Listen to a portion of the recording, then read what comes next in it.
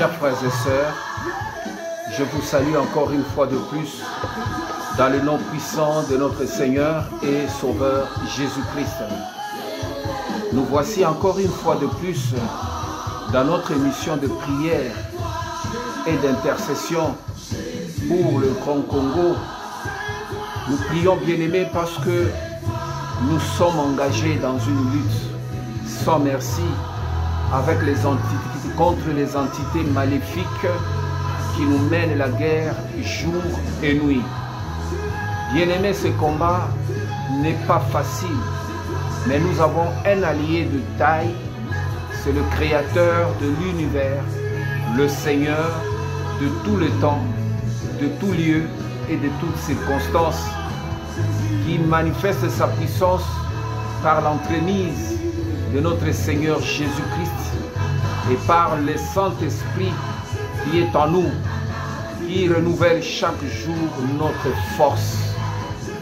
Bien-aimés, la Bible nous dit, ce sont les esprits des démons qui font la guerre, qui vont vers le roi pour rassembler le roi au grand combat qui va venir. Bien-aimés, nous sommes déjà engagés dans un combat. Nous sommes déjà engagés dans un combat. Et ce combat, bien-aimé, au fur et à mesure, est en train de prendre corps. Au fur et à mesure, ce combat est en train de prendre maintenant la réalité, de devenir réel. Parfois, il y a des choses qu'on pensait, c'était des chimères, c'était des rêves, c'était une illusion. Mais lorsque tu vois le monde aujourd'hui, tu vois qu'il y a des choses qui commencent à se mettre en place, à s'organiser. Il y a des blocs qui se forment. Il y a, bien aimé, des nations qui se ressemblent dans des blocs. Et nous allons tout droit vers l'Armageddon. Voilà pourquoi notre foi en Jésus ne doit pas faillir. Au contraire, Jésus nous avait déjà avisé par les Écritures que nous connaîtrons de temps difficiles. Nous connaîtrons des temps de guerre. Nous connaîtrons des temps de souffrance. Nous connaîtrons des temps d'angoisse. Une nation se lèvera contre une autre. Des famines, des maladies bizarres. Toutes ces choses sont que des signes précurseurs qui annoncent le temps de la fin. Voilà pourquoi, bien-aimé, toi qui attends toujours passivement, bien-aimé, tu dois redoubler d'efforts. Tu pries maintenant, tu dois redoubler ce qu'on appelle dégourdir les jambes spirituelles. Pour bien marcher, tes jambes ne doivent plus être faibles. Je t'encourage, bien-aimé, à prendre conscience, surtout nous qui sommes chrétiens, parce que le Seigneur est en train d'annoncer des choses qui arrivent. Bien-aimé, aucune nation ne sera épargnée. Aucun peuple ne sera isolé. Bien-aimé, nous tous, nous allons vivre des événements qui vont annoncer maintenant une nouvelle dispensation. Nous rentrons dans une nouvelle dispensation tout en passant par le secousse. Toutes les nations vont sentir le secousse, bien-aimé. Voilà pourquoi nous retournons toujours à cette entité qu'on appelle Bel-Pégor, qui est le principauté de la paresse. On avait parlé dans l'émission précédente que Bel-Pégor, c'est lui qui est le maître, c'est lui qui est le prince de la paresse. Et la paresse, bien-aimé, c'est un démon puissant dans la vie des hommes.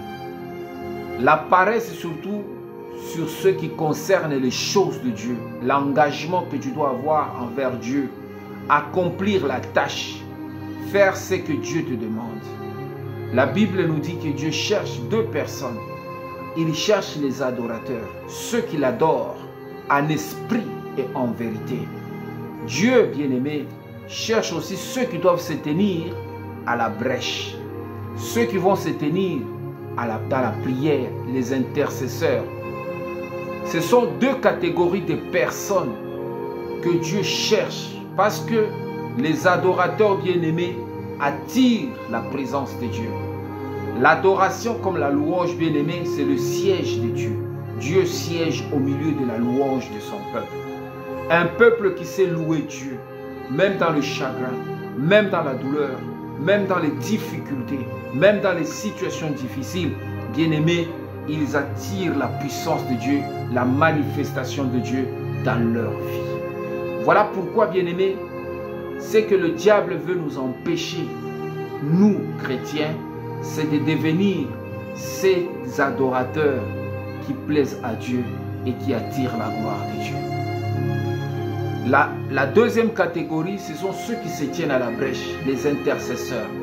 Parce que les intercesseurs bien-aimés, ils amènent la puissance de Dieu dans leur vie. Ils amènent Dieu à révéler le secret, les profondeurs du mystère. Dieu éclaire même le ténèbre le plus sombre. Par les intercesseurs, ils peuvent voir les choses qui se trament dans l'obscurité. Des complots contre nos vies, des complots contre nos familles, des complots contre notre pays. Il peut déceler tout ce qui se trame, même dans le secret, dans le cœur du roi. Il peut révéler.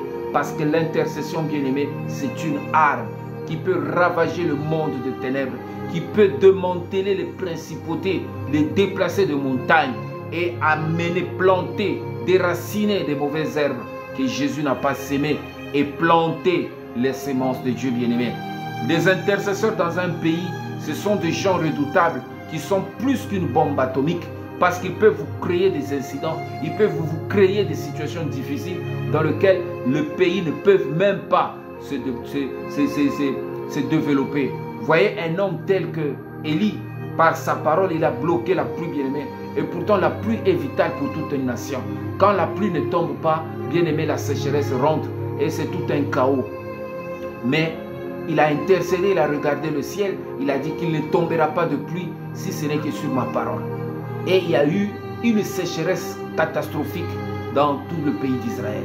Donc quand vous avez des intercesseurs, ils peuvent même bloquer les hommes politiques, ils peuvent bloquer même les situations, ils peuvent même ouvrir des opportunités, créer que Dieu ouvre, attirer Dieu dans le pays, et vous voyez beaucoup de marchés, beaucoup de choses se développer.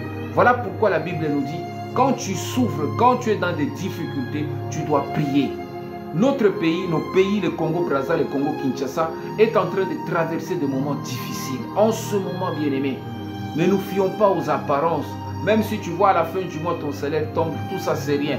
Mais quand tu regardes avec le yeux spirituel, tu vois que le pays est en train de passer des moments sombres. Que devons-nous faire, bien-aimés? Nous ne devons pas être passifs. Nous devons intercéder, nous devons prier. Parce que Belgore amène maintenant, bien-aimés, ce qu'on appelle la pesanteur. Et nous allons voir parmi la pesanteur, c'est l'esprit de paresse. C'est l'esprit de la léthargie. Ils peuvent endormir les gens qui ne sont pas assez forts pour lutter contre leur emprise. Belpégor, la paresse ou l'esprit de la paresse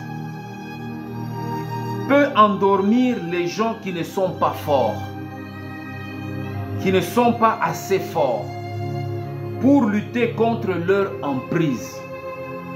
Vous voyez, bien aimé, que nous devons lutter contre l'emprise de Belgore. Parce que l'emprise, c'est comme une tenaille. A simbi ba sentiment, a simbi esprit nayo, a alourdir. Cela s'est passé, bien aimé, au temps de Jésus. Quand nous lisons le livre de Matthieu, chapitre 26, au verset 41, bien aimé, la parole de Dieu dit ceci. On peut commencer au verset 40. Et il vint vers les disciples qu'il trouva endormis. Qui? C'est Jésus. Et il dit à Pierre, vous n'avez donc pu veiller 1 heure avec moi. Veillez et priez, afin que vous ne tombiez pas dans la tentation. L'esprit est bien disposé, mais la chair est faible. La Bible dit au verset 42, « Il s'éloigna une deuxième fois et pria ainsi, « Mon Père, s'il n'est pas possible que cette coupe s'éloigne, sans que je la boive, que ta volonté soit faite. » Il revint et les trouva encore endormis, car leurs yeux étaient apaisantis. Bien-aimés, qu'est-ce qui a fait apaisantir les yeux des apôtres? Vous allez comprendre, c'est la tristesse qui était dans leur cœur. Parce que Jésus leur parla que bientôt le Fils de l'homme sera livré aux païens. Il va être traduit en justice. On va le punir, on va le tuer. Mais le troisième jour, il va ressusciter. Ces paroles ont attristé les apôtres parce qu'ils aimaient Jésus. Ils ne voulaient pas que Jésus leur quitte, bien-aimés. Mais parce que c'était l'accomplissement de la parole, Jésus luttait contre la mort. Vous l'avez même suivi tout à l'heure lorsqu'il disait même, « Père, s'il est possible que cette coupe s'éloigne de moi, mais que ça ne soit pas ma volonté, mais ta volonté. » Il a lutté, mais il a compris que la volonté de Dieu, c'était qu'il aille à la croix. Il accepta la croix parce qu'il devait lutter contre la mort dans la prière, vaincre le sentiment de peur. Parce que la chair, comme il a dit, est faible, mais l'esprit est plein de bonne volonté. Vous voyez le combat que nous avons, nous en tant que fils de Dieu, chrétiens, c'est contre la chair. Mais l'esprit, s'il ne prend pas la force sur la chair, bien aimé, la chair va entraîner l'esprit vers la faiblesse, vers l'assoupissement, vers la léthargie. Voilà pourquoi il est très important, bien aimé, de comprendre le sentiment qui t'anime et surtout lorsque tu veux t'engager dans des actions fortes. Lorsque tu veux prendre des décisions sur ta vie, sur certaines choses, tu as besoin, bien aimé, que ton esprit soit fort. Jésus a travaillé son esprit, il a dominé la mort, il a pris le courage, bien aimé, et il a affronté la mort. La Bible nous dit que lorsque Judas avançait avec toute la foule, la corde de gens qui venaient vers lui, vers Jésus, Jésus a demandé, qui cherchez-vous? Il a dit Jésus de Nazareth. Il a dit c'est moi. Et ils sont tombés. Parce que Jésus avait déjà pris le pouvoir sur la mort. Eux venaient avec la mort. Mais Jésus avait la résurrection, la puissance de la vie. La vie a vaincu la mort. C'est ici, bien aimé, de comprendre le sentiment de tristesse qui peut t'animer par rapport aux problèmes que tu vis, par rapport aux difficultés que tu traverses en ce moment. Ça peut alourdir ton esprit et le rendre faible, qui ne s'élève pas à combattre contre certaines choses. Ce qui est important, bien aimé, c'est que Belphégor travaille. Bien aimé, ils peuvent tuer les motivations de quelqu'un. Ils sont des puissants illusionnistes. Ils tuent les motivations. Nous l'avons parlé tout à l'heure, que la vie d'un homme est toujours motivée. La vie d'un homme est toujours motivée par quelque chose. Lorsque tu es travailleur, tu travailles parce que tu t'attends à un salaire, à une rémunération. Lorsque le mois termine et que tu n'es pas rémunéré, bien aimé, ta motivation doit connaître un coup par rapport aux problèmes que tu rencontres dans ton foyer. Parce que le matin, tu dois sortir et les enfants te demandent « Papa, j'ai faim, maman, j'ai faim. » Et tu n'as rien parce qu'on ne t'a pas payé.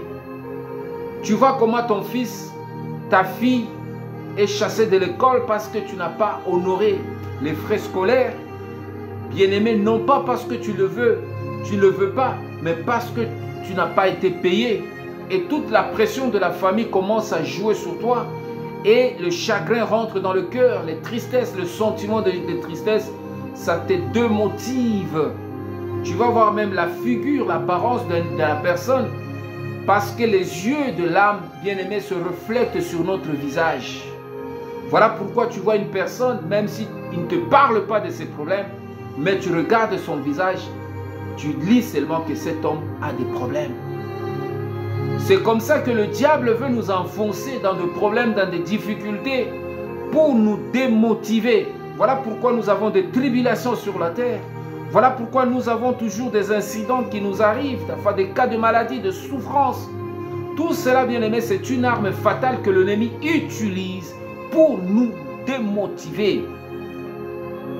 Voilà pourquoi, bien aimé, la prière, c'est un apport, ça apporte quelque chose dans notre vie. Alors nous devons lutter contre Belgore tous les jours. Belgore, c'est un esprit qui se nourrit aussi. Il prend sa longévité dans notre vie est liée à ce qu'il mange. Les esprits aussi mangent. Les esprits se nourrissent. Les esprits de l'impudicité se nourrissent des actes sexuels en dehors du mariage. Les esprits de haine se nourrissent de la haine. Les esprits de colère se nourrissent de la colère. Lorsque tu te mets en colère, directement tu commences à nourrir ces esprits. Les esprits de joie se nourrissent de la joie. Les esprits de la paix se nourrissent de la paix. Les esprits de la sainteté se nourrissent de la sainteté, bien-aimé. Voilà pourquoi l'homme est d'abord responsable de ce qu'il entretient dans sa vie. C'est comme un animal que tu entretiens. Tu as un chien, tu dois le nourrir. Les esprits qui sont en nous sont aussi nourris. Alors, ils se fatiguent ou ils meurent lorsqu'ils ne sont pas bien nourris. Même le Saint-Esprit bien-aimé se fatigue, s'attriste. La Bible dit que vous n'attristez pas le Saint-Esprit qui est en vous. Lorsque nous commettons des œuvres contraires à la volonté de Dieu, le Saint-Esprit s'attriste. Lorsque nous commettons le péché, bien-aimé, les esprits qui sont liés au péché se nourrissent et s'affermissent et ils travaillent encore davantage. C'est très important, bien-aimé, de savoir que nous sommes au milieu des enjeux dans une guerre spirituelle où nous devons travailler, ne pas laisser la paresse Belgore nous emporter. La longévité des esprits bien-aimés est liée à l'alimentation que nous leur donnons. Ils rendent le corps faible et impuissant à toute action. Vous voyez les gens qui n'arrivent plus à travailler, qui n'arrivent pas à agir, qui n'arrivent pas, surtout nous les chrétiens, qui n'arrivent plus à aller à l'église, qui n'arrivent plus à donner sa dîme, à donner ses offrandes, parce que il y a eu un esprit de découragement. Soit c'est des choses qu'il a vues sous son pasteur, des choses qu'il a vues à l'église, ça ne lui plaît pas. Directement, il nourrit les sentiments contraires à la motivation et il laisse ces sentiments grandir en lui et il tombe dans la faiblesse. Dieu n'aime pas, bien-aimé, que nous soyons des chrétiens faibles. La Bible nous dit que si tu es tiède, Dieu va te vomir. Nous devons être bouillants ou froids. Ou tu quittes les choses de Dieu, tu dis, moi je deviens païen. Ok, sois froid. Ou tu dis que moi je m'engage avec le Seigneur, je donne ma vie au Seigneur et sois bouillant. Dieu n'aime pas des intermédiaires, c'est-à-dire tu es tantôt chaud, tantôt froid. Non, ces sentiments sont manifestés par Belgore pour nous rendre tièdes, pour que Dieu nous vomisse. Ils sont démasqués par la vérité. Bien-aimé, ce que Belgore n'aime pas ou les démons n'aiment pas, ne résistent pas. Les démons ne résistent pas contre la vérité. Même s'ils se cachent, lorsque la vérité est mise à jour, bien-aimé, quelle que soit sa force, son emprise, son ancrage dans notre vie, le démon lâche. Voilà pourquoi Jésus a dit, vous connaîtrez la vérité et la vérité vous affranchira. S'il y a quelque chose que nous devons aimer, bien-aimé, dans notre vie, s'il y a quelque chose auquel nous devons aspirer tous les jours, chercher à voir dans notre vie, c'est la vérité. Mais le diable se cache par le mensonge. S'il y a des choses de mensonges que nous cachons dans notre vie, tôt ou tard la lumière paraîtra et les choses qui sont cachées, bien-aimés, se pointera à l'horizon. Voilà pourquoi nous devons nous débarrasser de toute obscurité. Un chrétien bien-aimé doit avoir un cœur pur. Le mensonge bien-aimé nourrit Belgore. Parce qu'un paresseux c'est un menteur. Il ne peut jamais te dire la vérité. Toute personne paresseuse est menteur. Et Belgore aime le mensonge. Mais ce qui le met à nu, ce qui le détruit, bien-aimé, c'est la vérité. C'est la parole de Dieu. Voilà pourquoi tu dois aimer même les paroles dures. Ne fouille pas l'église parce qu'on a dit la vérité sur toi. Tu as senti que ton pasteur a parlé des choses que tu fais. N'abandonne pas. Au contraire, c'est pour ta délivrance, bien-aimé. Vaut mieux un ami qui te dit la vérité qu'un frère qui te ment. Parce que tôt ou tard, tu vas succomber à cause de mensonges. Voilà pourquoi, bien-aimé, le démon n'aime pas la vérité. Il résiste contre la vérité. Mais la vérité a un impact sur le démon. Tu dois aimer la vérité, bien-aimé. Tu dois chercher la vérité. Et c'est la vérité qui peut nous affranchir de Belgore.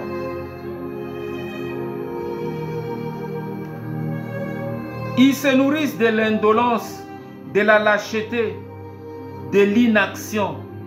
C'est leur nourriture. Sans cela, ils meurent. Les démons se nourrissent de la lâcheté, de l'indolence. Ils se nourrissent de l'inaction, de la passivité. Lorsque tu es toujours inactif, lorsque tu ne bouges pas, lorsque tu aimes toujours dormir, lorsque tu aimes toujours la vie facile, c'est l'alimentation bien-aimée de Belgore. Et Belgore aime des personnes comme ça. Et lorsque tu nourris Belgore avec ce genre d'attitude, ce genre de sentiments, ce genre de comportement bien-aimé, il devient de plus en plus fort dans ta vie. Et il te dit, il te berce. Et la pauvreté et la misère t'attrapera. Donc, nous devons écourter la longévité de Belgore dans notre vie par l'action. Même au milieu de douleur, même au milieu de la souffrance, tu dois travailler, bien-aimé. Dieu maintenant t'incite au travail pour vaincre Belgore. Belgore, il n'y a que deux choses qui le détruisent. C'est la vérité et le travail. Il y a le travail de l'âme, il y a aussi le travail de l'esprit, il y a aussi le travail du corps. Chaque jour que tu dois travailler, même si tu n'as rien à faire, arrange ta maison, arrange même tes habits, mets de l'ordre même dans ta chambre, fais quelque chose, repasse même tes habits, fais quelque chose, bien-aimé. Tu n'as pas le travail. La prière aussi c'est un travail. Commence à intercéder, passe même de nuit dans la prière, dans les nuits. Prie même pour ton pays, prie même pour tes dirigeants, prie même pour ta famille, jeûne pour même pour... C'est un travail. Et tu verras, il y a des choses que Dieu va mettre. Dieu va déclencher, bien-aimé, des situations. Parce que l'onction attire l'onction. L'onction attire les anges. L'onction attire le surnaturel. Bien-aimé, même si tu es dans une prison qu'on t'a mis, une prison spirituelle, une prison satanique, même si ton esprit est bloqué, bien-aimé, par les entités maléfiques, même si ton ange qui vient, que Dieu envoie vers toi, est bloqué par l'ange de Perse, bien-aimé, lorsque tu continues à mettre la pression sur la prison spirituelle de ta vie, bien-aimé, comme Paul et Silas ont mis la pression par l'intercession, par la louange, il y a eu un ange qui est descendu dans la prison. La Bible nous dit le fondement de la prison a été ébranlé, les chaînes ont été brisées. Si c'est la prison du célibat, si c'est la prison de la limitation, une prison satanique dans laquelle tu vis, bien-aimé, mets toujours la pression sur les situations qui t'environnent. Mets la pression, bien-aimé, ne dis pas na lembi, na zokokate. Et lorsque tu dis aux zokokate, Bellecour t'accueille à bras ouverts, il dit ah voilà mouton na zolukaye yo aye ngripe nanga. Ne donnons pas accès à Bellecour de gérer notre vie parce que notre vie est précieuse. Jésus n'a pas lâché. Il était dans des moments très difficiles dans le jardin de Gethsémane. La Bible nous dit il a intercédé. Même la sueur de son front est devenue comme de grumeaux de sang. Un ange est descendu pour le fortifier.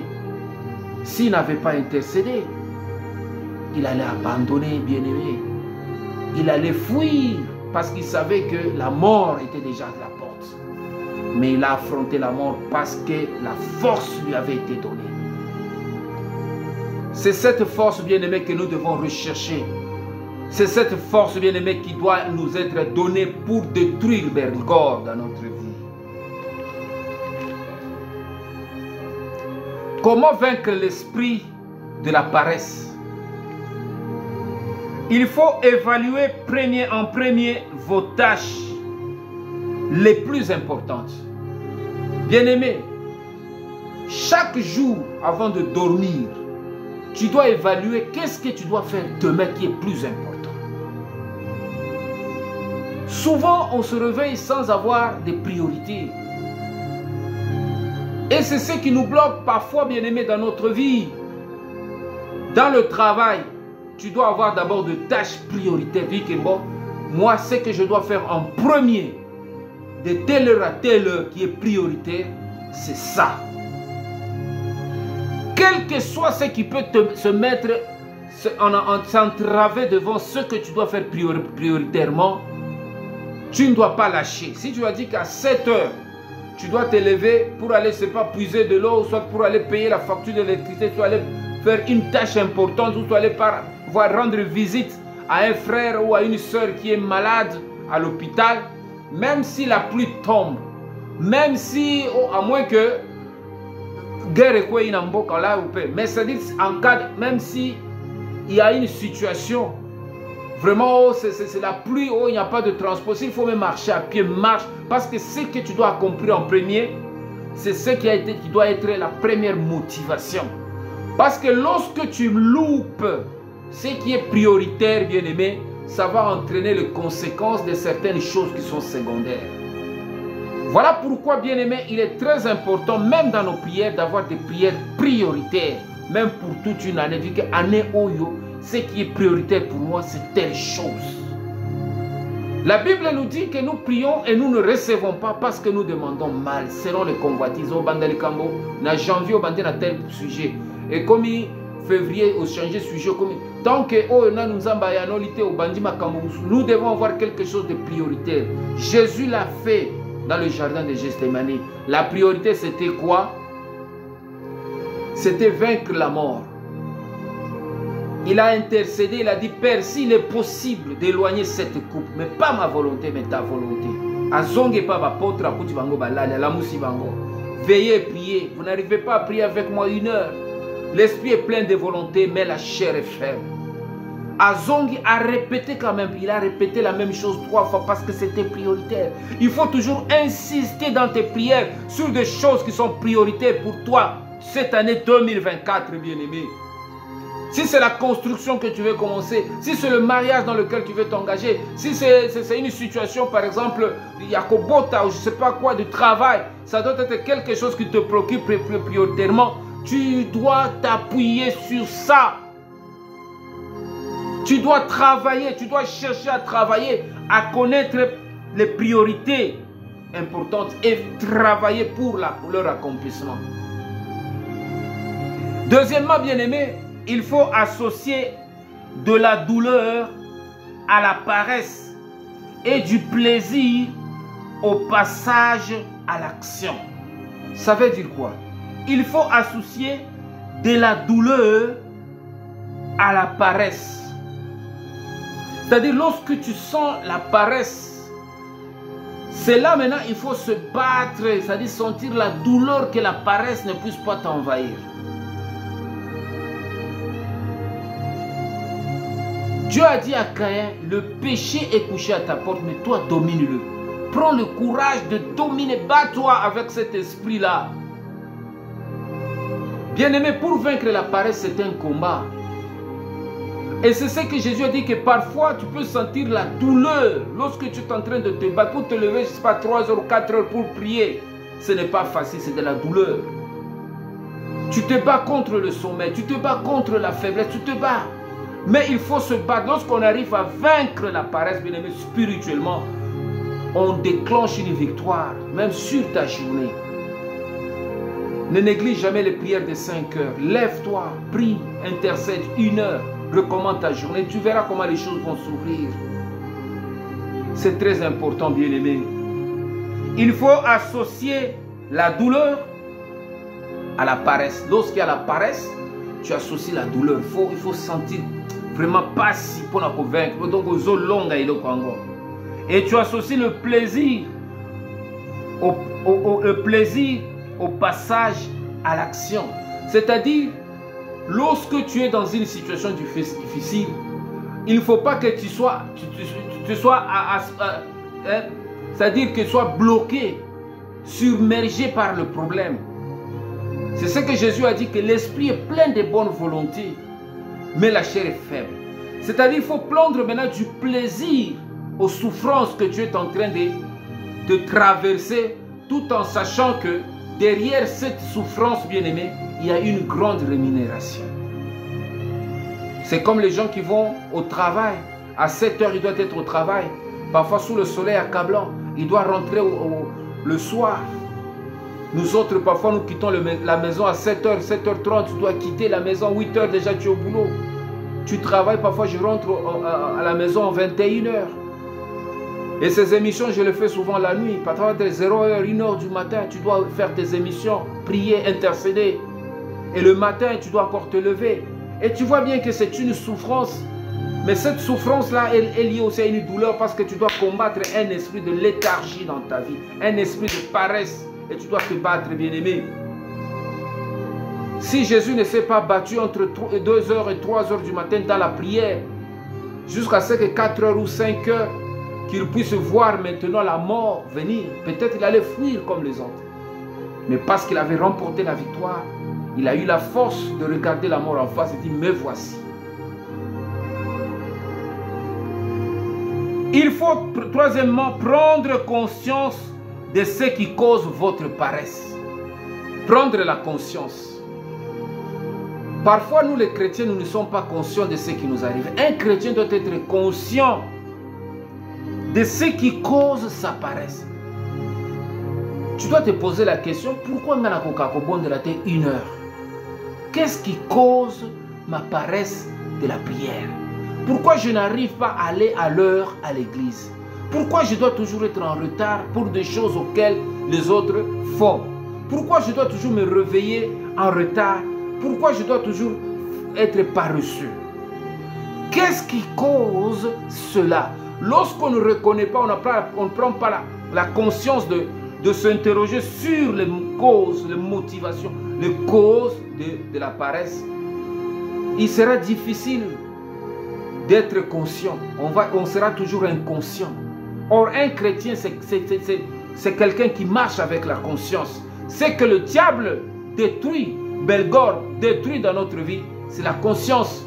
Parce qu'un homme qui commence à prendre conscience de sa vie et qui s'interroge sur le cause de ses problèmes, bien aimé, il va chercher des solutions. Il va chercher des solutions à ses problèmes et il sera affranchi.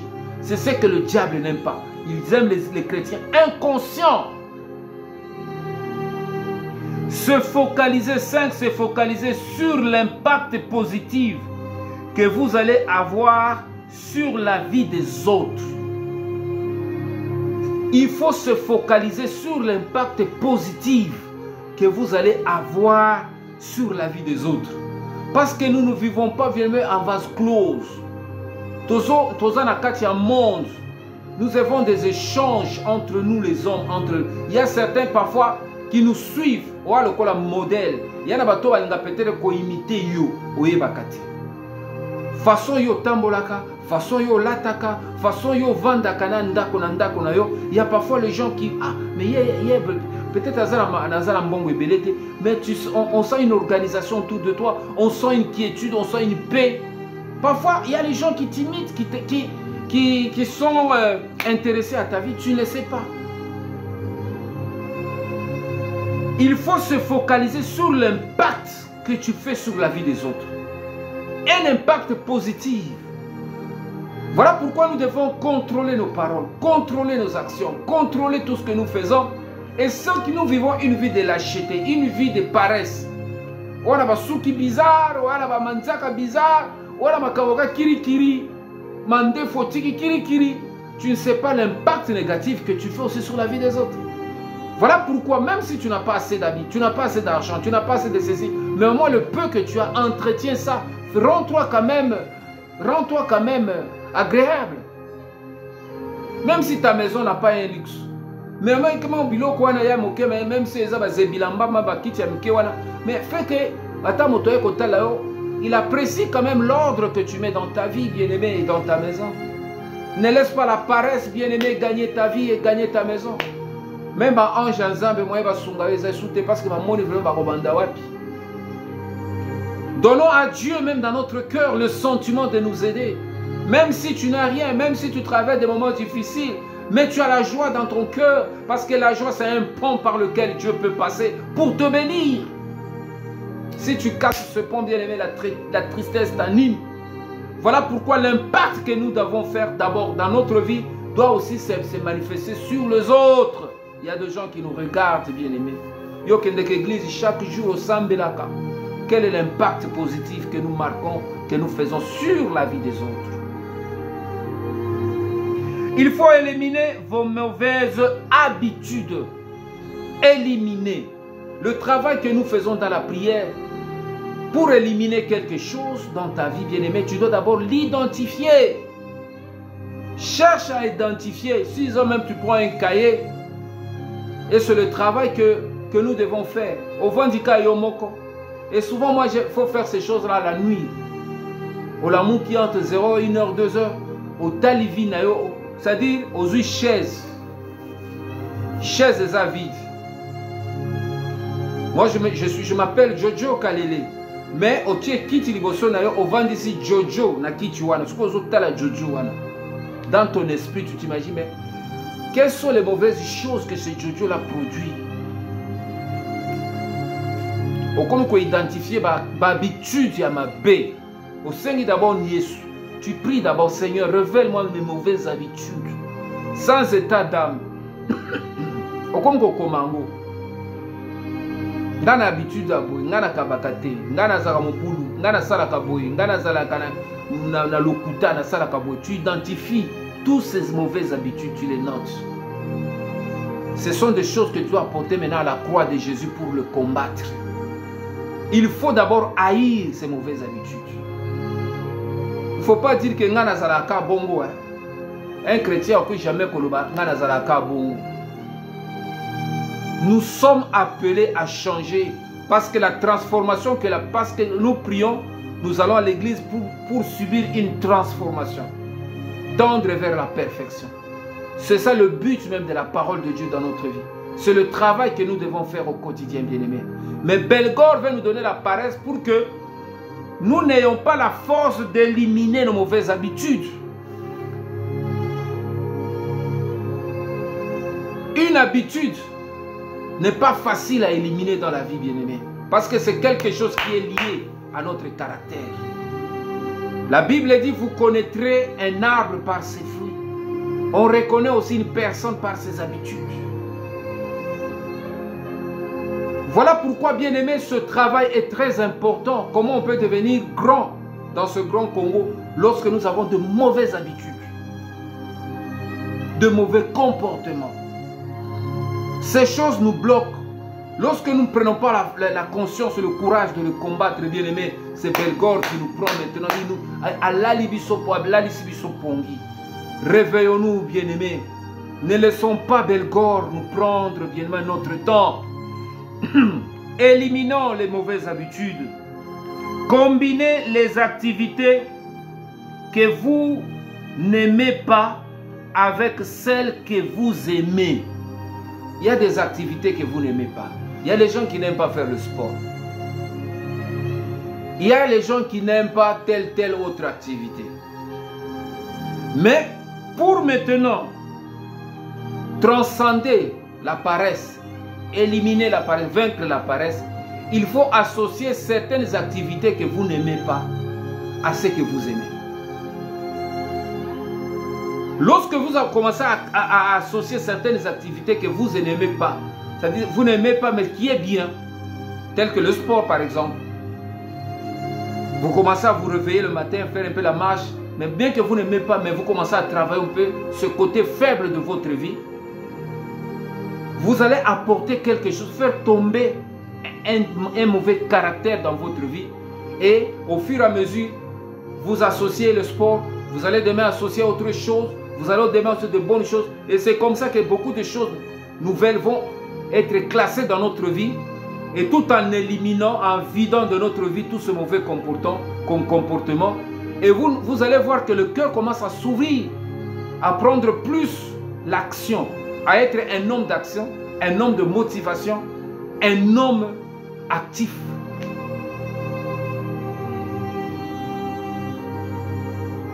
Et ce qui est important en tant que chrétien, c'est d'avoir une vie de prière.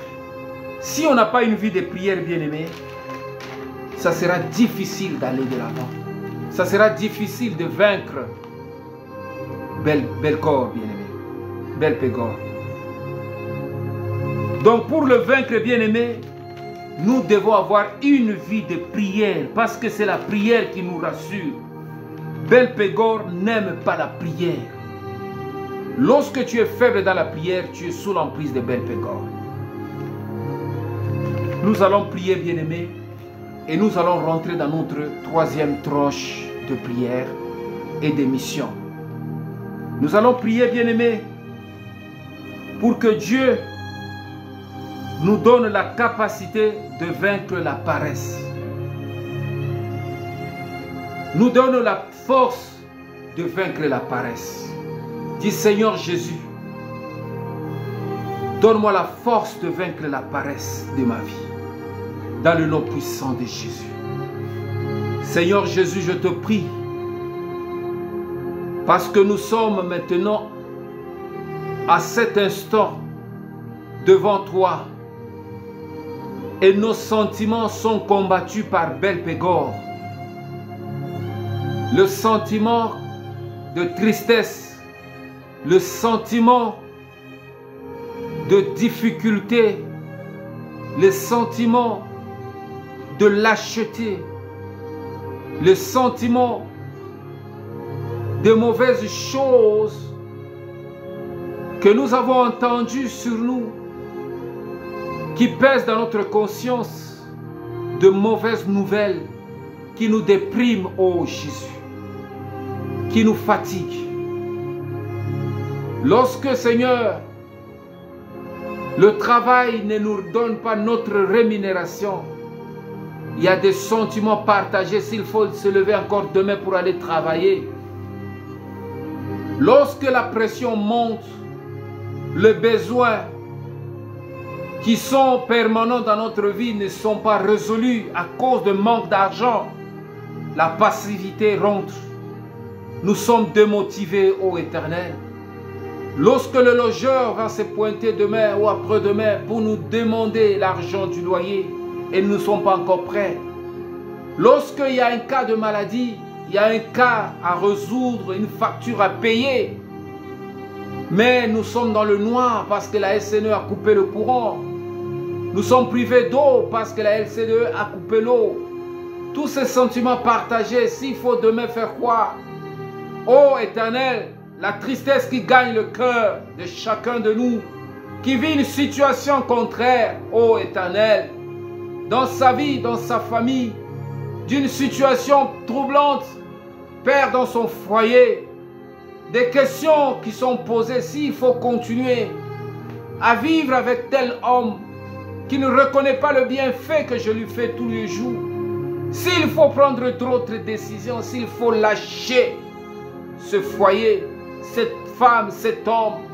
Oh Jésus, celui qui se pose de telles questions parce qu'il se sent au bout, il est déprimé, il n'arrive plus à trouver la force de prier, d'intercéder. Ces sentiments sont entretenus par Belphégor dans ta vie, oh mon frère. Voilà pourquoi je te prie de ne pas lâcher. Parce que ce sont des lâches qui perdent. Nous ne sommes pas des losers. Je prie maintenant que Dieu me donne la force. Comme tu as prié, oh Jésus, dans le jardin de Gethsémani, cet ange qui est descendu, Père, pour te fortifier.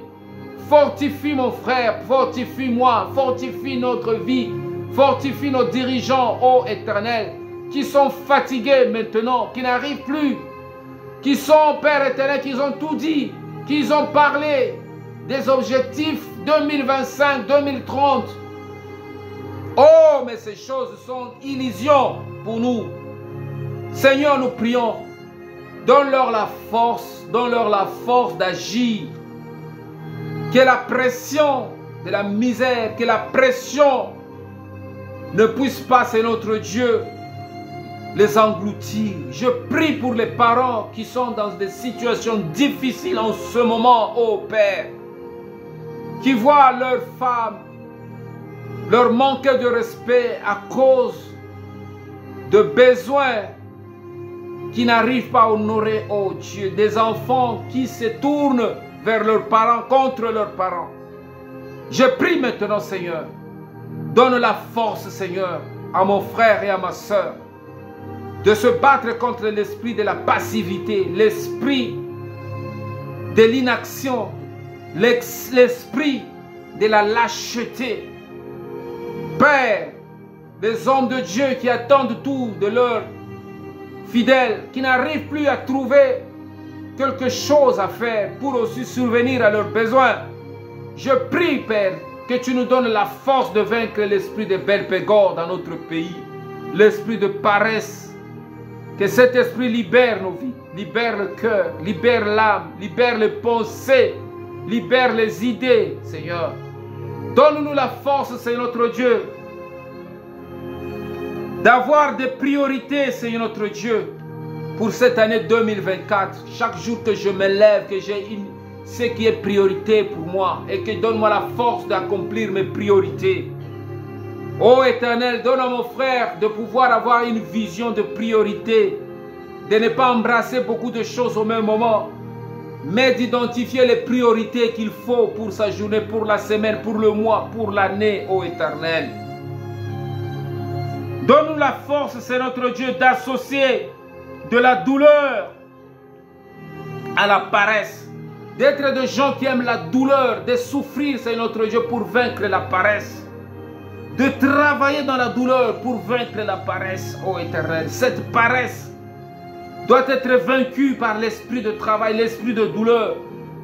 Même si ça fait mal, Seigneur notre Dieu, donne-moi la force, Seigneur notre Dieu, de me lever tôt le matin, de prier, même si je sens que mes yeux piquent, Seigneur, donne-moi la force de prendre conscience, Seigneur notre Dieu, de ce qui cause la paresse dans ma vie. Donne-moi la conscience, éveille la conscience de mon frère. Il y a des frères qui ont perdu la conscience. Il y a des familles qui ont perdu la conscience. Il y a des dirigeants qui ont perdu la conscience, Seigneur. Remets la conscience dans notre cœur, dans notre pays, pour savoir qu'est-ce qui cause, Seigneur notre Dieu, la paresse dans notre vie. Pourquoi les choses ne marchent pas? Pourquoi on ne travaille pas? Pourquoi on ne bouge pas? Qu'est-ce qui cause cette léthargie, Seigneur, dans notre vie? Donne-nous la conscience, illumine les yeux de notre conscience pour que nous ayons une conscience, Seigneur, de savoir qu'est-ce qui cause la faiblesse, la paresse, l'inaction, la démotivation, la lâcheté au nom de Jésus. Seigneur, donne-nous la force de nous rappeler que tout dépend de nous-mêmes.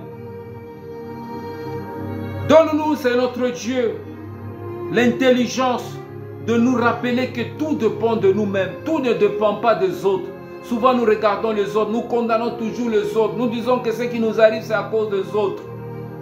Mais à partir d'aujourd'hui, Seigneur, donne-nous la capacité de comprendre que tout dépend d'abord de nous-mêmes. Si on ne se lève pas, personne ne se lèvera pour nous. Si on ne se bat pas, personne ne se battra pour nous. Si on ne travaille pas, personne ne travaillera pour nous. Nous sommes les artisans, c'est nous-mêmes qui sommes le responsable de ce qui nous arrive dans notre Congo. Si on ne se lève pas, si on ne travaille pas, si on n'aime pas le travail, personne d'autre n'aimera à notre place. Les mercenaires ne viendront que pour leurs intérêts. Voilà pourquoi je prie, c'est notre Dieu, que tu nous donnes cette intelligence de comprendre que le développement ne passera que par les Congolais eux-mêmes, non pas par des étrangers, non pas par qui que ce soit.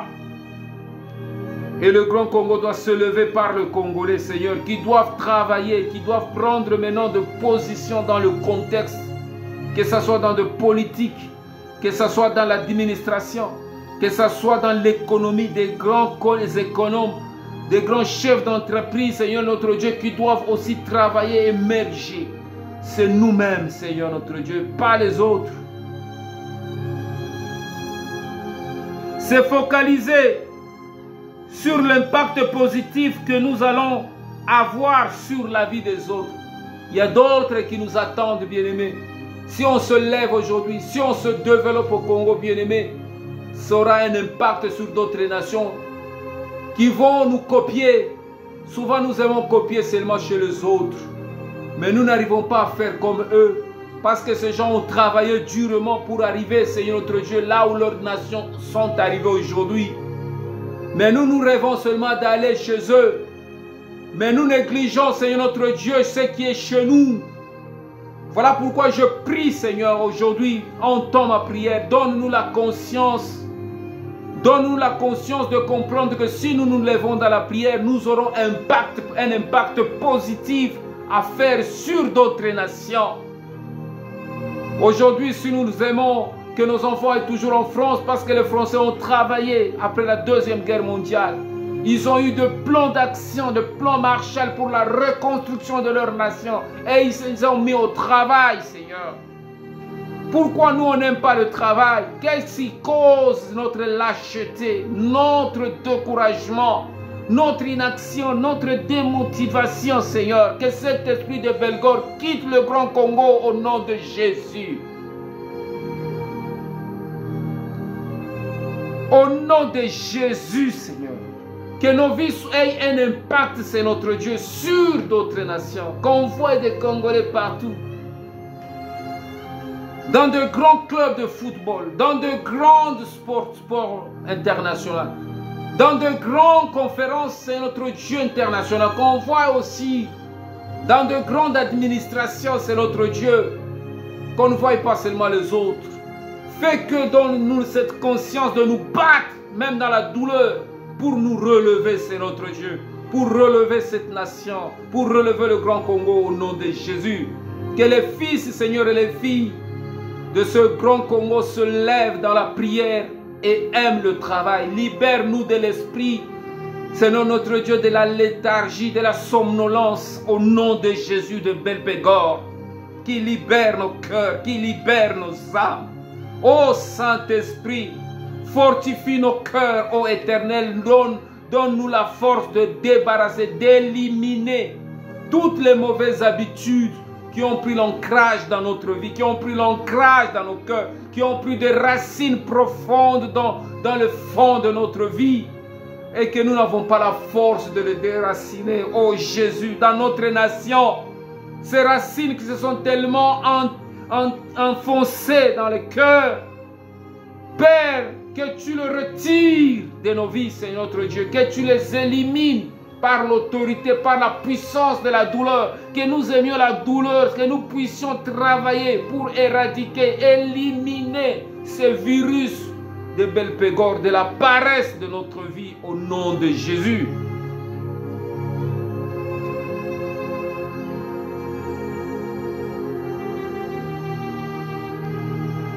Donne-nous la force, Seigneur, de combiner les activités que nous aimons, que nous n'aimons pas, avec ce que nous aimons. Donne-nous la force, Seigneur notre Dieu, d'avoir une vie de prière. Voilà pourquoi, Seigneur, je te remercie et je te rends grâce.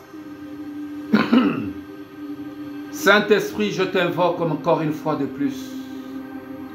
Je renonce à Belpégor dans la vie de mon frère et de ma sœur. Cet esprit de somnolence, cet esprit d'inaction, cet esprit d'assoupissement, de léthargie qui anime le sentiment. Quitte le corps, quitte l'âme, quitte les pensées. Je t'expédie dans les abîmes, dans le nom puissant de Jésus. Libère mon frère qui est sous l'emprise de Belgor. Libère les serviteurs de Dieu qui sont sous l'emprise de Belgor. Libère les politiciens qui sont sous l'emprise de Belgor. Dans le nom puissant de Jésus. Que l'esprit de réveil, que l'esprit de réveil, que l'esprit d'action, que l'esprit de motivation, de bonnes choses, de bonnes visions, que nous éliminions chaque heure, chaque minute, chaque seconde, toutes les mauvaises habitudes qui nous poussent vers le mal, qui nous poussent vers le ténèbre. J'invoque maintenant la puissance du Saint-Esprit de libérer mon frère et ma soeur, de nous libérer de tout envahissement de cette emprise de Belgor dans le nom puissant de Jésus. Que ta puissance nous couvre maintenant. Que ta puissance nous réveille, Seigneur. Réveille maintenant le héros qui dort dans chacun de nous, dans le Grand Congo. Que le Congo se réveille maintenant. Que le fils du Grand Congo prenne conscience que le développement du Congo passera que par soi-même, par ses fils, non par les étrangers. Que la gloire du Seigneur envahisse maintenant le cœur et les âmes dans le nom puissant de Jésus. Que Dieu vous bénisse, bien-aimés. Nous allons nous retrouver dans la troisième partie de notre émission dans le nom puissant de Jésus. Amen.